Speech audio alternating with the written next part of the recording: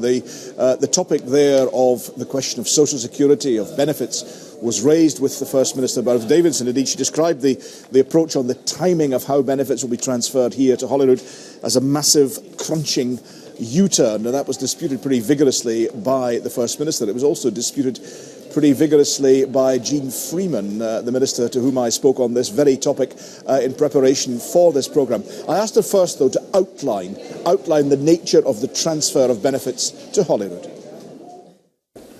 There will be 11 benefits devolved to the Scottish Parliament, so we'll have power over 11 benefits. That accounts for about 15% of the current UK spend on benefits.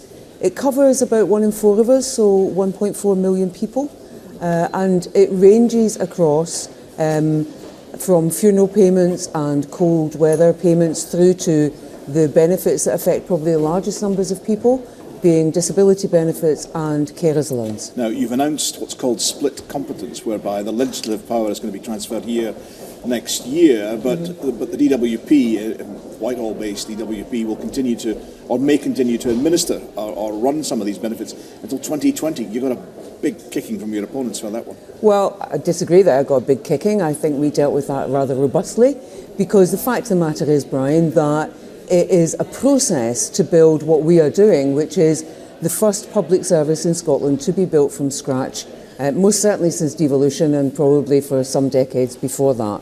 So you have to go through a process.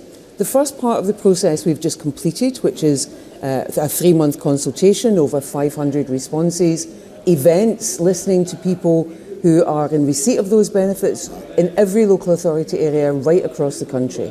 The second part is to introduce a bill to the Scottish Parliament. For that, we need legislative competence, and that provides the framework on which you then build the agency, the Social Security Agency for Scotland, which can deliver. So you need the first one first, but you cannot deliver until you have built the agency to deliver, and you can't build that agency until you have the legislative competence to put the bill in Parliament. But your party agitated for these benefits to be transferred in the Smith Commission. You wanted even to go further if possible. It seems as if we're not ready in Scotland to put these into place. No, with respect, that is nonsense. This is how you build a public service in Scotland, and it wouldn't matter, actually, which party was in government, they would still have to go through this process.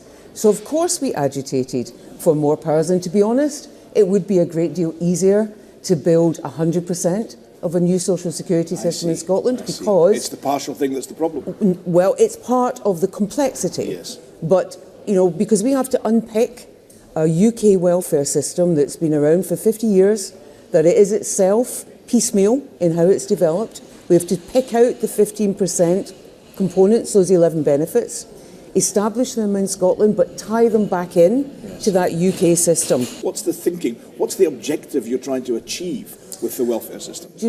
In all that consultation, one of the key things that kept being repeated by individuals the length and breadth of the country was about changing how they were treated, giving them respect and dignity. And so we did the consultation by listening to them. We will actually build and design this system with their direct involvement. So there will be changes to benefits as well as just simply there'll be changes in how the agency operates, how it deals with people, how it communicates with them, how accessible it is, whether or not we have to have assessment after assessment, which is the current situation for people on disability benefits, or whether we can reduce those and actually introduce lifetime awards for people whose conditions are not going to improve, and long-term awards that are genuinely long-term, where you can say that this condition for this individual is not going to improve over this number of years, so they can now plan on the basis of knowing the financial support they're going to receive. Minister, thanks very much indeed for joining me. Thank you very much.